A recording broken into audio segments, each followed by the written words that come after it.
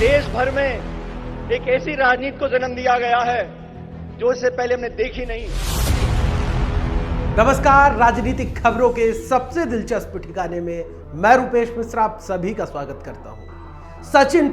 सचिन पायलट राजस्थान के मौजूदा सियासी परिदृश्य में एक ऐसा खामोश किरदार है जिस पर सभी की निगाहें टिकी हुई है कि आखिर सचिन पायलट का अब अगला दांव क्या होगा। लेकिन यहाँ पे बड़ा सवाल ये भी खड़ा होता है कि क्या अब सचिन पायलट राजस्थान के सियासी इतिहास को बदलने जा रहे हैं। क्या सचिन पायलट 70 साल पुराने राजस्थान के राजनीतिक इतिहास को अब टक्कर देंगे। सवाल कई बरकरार हैं लेकिन उनके अभी मुकम्मल जवाब नहीं मिल पा रहे हैं। देखिए सचिन पायलट के सियासी भविष्य से जुड़ी ये हमारी खास रिपोर्ट। कांग्रेस मुक्त का नारा देने वाले लोगों को इस देश की जनता पराजित करने जा रही है। कांग्रेस पार्टी का भविष्य कहे जाने वाले पायलट 19 वफादारों के साथ अपना सियासी विमान लेकर उड़ चुके हैं। लेकिन सवाल यही है कि पायलट जैसे कद्दावर, युवा और ऊर्जावान नेता ने ऐसा कदम क्यों उठाया। क्या मुख्यमंत्री बनने की पायलट की ये अति महत्वाकांक्षा कही जाएगी, या उससे भी बड़ा सवाल ये है कि पायलट आखिर अब कैसे मुख्यमंत्री बनने का सपना पूरा कर पाएंगे। क्योंकि कांग्रेस का रनवे अब पायलट के विमान की लैंडिंग के लिए क्लोज हो चुका है और भाजपा में मुख्यमंत्री की कुर्सी के लिए लंबी लंबी कतार लगी है। फिर मुख्यमंत्री की कुर्सी का फॉर्मूला पायलट कैसे इजाद करेंगे।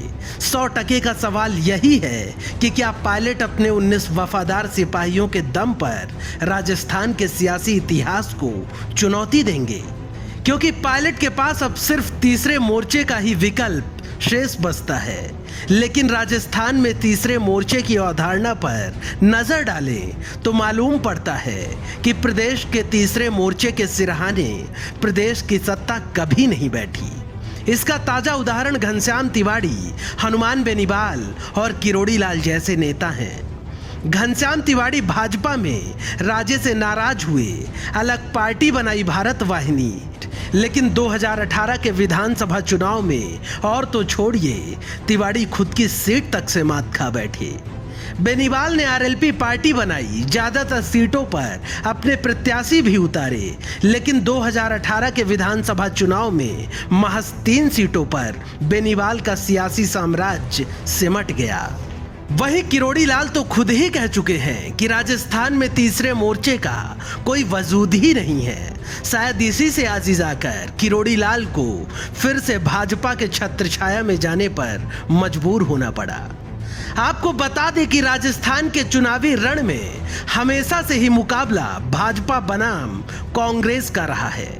लेकिन रोचक बात यह है कि छोटे दलों ने भी पूरी तरह अपना जनाधार कभी नहीं खोया। 2013 में राजपा 4.25% वोट शेयरिंग के साथ तीसरी सबसे बड़ी पार्टी रही। 2008 में बसपा ने भी ऐसे ही 7.60% मत हासिल किए। वहीं 2008 में 1.62% वोट शेयरिंग के साथ माकपा ने भी 3 सीटें जीती थी। अब ऐसे में सवाल ये उठता है कि अगर सचिन पायलट भी तीसरे मोर्चे की हसरतें पाल के बैठे हैं तो उन्हें तीसरे मोर्चे का सियासी इतिहास जरूर पढ़ना चाहिए। क्योंकि पायलट को ऐसे चुनौतीपूर्ण वक्त में मुख्यमंत्री की कुर्सी का फॉर्मूला चाहिए होगा। लेकिन तीसरे मोर्चे के दम पर वो फॉर्मूला निकाल पाना इतना आसान ही लगता। लिहाजा सियासत के जानकार कहते हैं कि पायलट मजे हुए नेताओं में शुमार है और शायद उन्होंने अपने सियासी भविष्य का ब्लूप्रिंट भी अब तक तैयार कर लिया होगा। Bureau report, the fact India. तो देखा आपने कि लगातार ये बातें की जा रही है कि जो कांग्रेस पार्टी के दरवाजे हैं वो अब पायलट के लिए बंद हो गए हैं। वही बात की जाए भारतीय जनता पार्टी की तो भाजपा में मुख्यमंत्री की कुर्सी की लंबी लंबी कतारें लगी हुई हैं। लिहाजा सवाल ये खड़ा होता है कि क्या पायलट तीसरे मोर्चे की संकल्पना को साकार करेंगे, और यदि वो ऐसा करते हैं तो मुख्यमंत्री की कुर्सी का फॉर्मूला कैसा ईजाद करेंगे।